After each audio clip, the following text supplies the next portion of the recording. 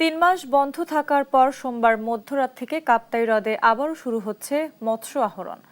৩ মাস ১৬ দিনের নিষেধাজ্ঞা শেষে হ্রদে মাছ ধরতে প্রস্তুতি নিচ্ছেন জেলেরা। কেউ ব্যস্ত ট্রলার মেরামতে, কেউ বা ঠিক করছেন জাল।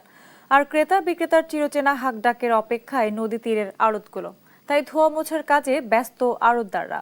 কাপ্তাই হ্রদে কার্প জাতীয় মাছের প্রাকৃতিক প্রজনন, বংশবৃদ্ধি ও উৎপাদনের লক্ষ্যে গেল ২৫ এপ্রিল থেকে ৩ মাসের জন্য মাছ ধরার ওপর নিষেধাজ্ঞা দেওয়া হয়।